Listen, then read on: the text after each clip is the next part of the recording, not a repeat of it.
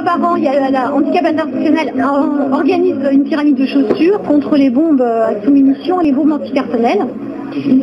Donc le geste symbolique, c'est de lancer des chaussures pour monter une pyramide et en même temps de récupérer un maximum de signatures pour présenter aux autorités des pays qui n'ont pas encore signé les traités contre la fabrication des mines, notamment les États-Unis et la Chine. Des bombes, pardon.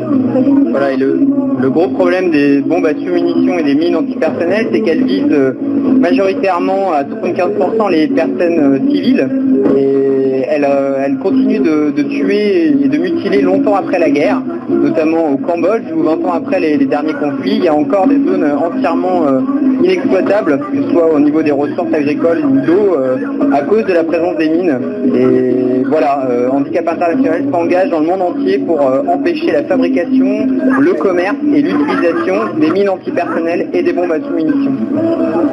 Est-ce qu'aujourd'hui on fabrique encore des mines antipersonnelles?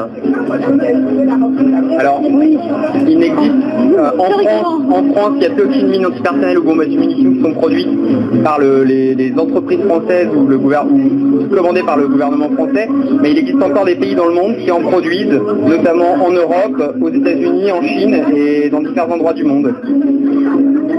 Actuellement, il y a une effervescence de guerre un petit peu partout dans les 4 continents. Est-ce que dans ces conflits, on pose encore ces mines antipersonnelles? Oui, tout à fait, notamment dans les conflits qui ont lieu en Libye ou sur la frontière qui sépare la Palestine d'Israël. On utilise encore ce genre de mines. Et pour déminer 1 hectare de terrain, combien ça vaut? Alors, je ne pourrais pas vous donner le chiffre exact, mais ce sont des millions de dollars ou d'euros en fonction des États qui sont engagés pour déminer et ça nécessite un personnel extrêmement compétent, très difficile à trouver. Ça prend énormément de temps et il faut quelques minutes, quelques heures pour miner un terrain ou un champ et il faut plusieurs années pour le déminer. Là, j'ai vu une pyramide de chaussures. C'est symbolique, mais pour vous, est-ce que c'est important? C'est important comment? L'importance de la journée, les chaussures posées, est-ce que ça sert à quelque chose? Bien sûr, ça sert à faire comprendre aux personnes qu'il y a encore dans le monde des zones complètement sinistrées et surtout à faire connaître l'action de l'ONG Handicap International et récupérer un maximum de signatures, bien sûr.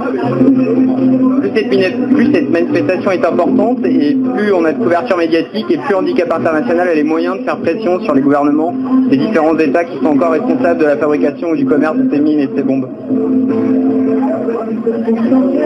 Est-ce qu'il y a un espoir qu'un jour qu'on va éliminer toutes ces mines antipersonnelles? Il faut espérer, oui, bien sûr.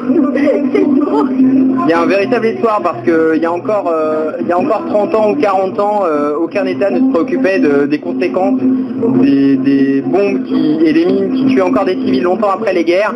Aujourd'hui, il y a des tas d'États dans le monde qui ont signé les traités d'Ottawa et qui se sont engagés à ne plus produire ni utiliser ces bombes. D'ici 10, 15, 20, 30 ans, peut-être que plus aucun pays ne les utilisera. Est-ce qu'aujourd'hui les gens sont plus sensibilisés par rapport à vos actions? Je pense que oui, parce que tous les ans, il y a des gens qui reviennent sur cette journée, alors qu'au départ, ils ne connaissaient pas du tout, et ces gens-là, ils amènent d'autres personnes, qui fait petit à petit, c'est un peu boule de neige, et on réussit à contacter, à faire connaître l'action menée à d'autres gens, qui eux-mêmes reviennent, etc. Ça, c'est bien.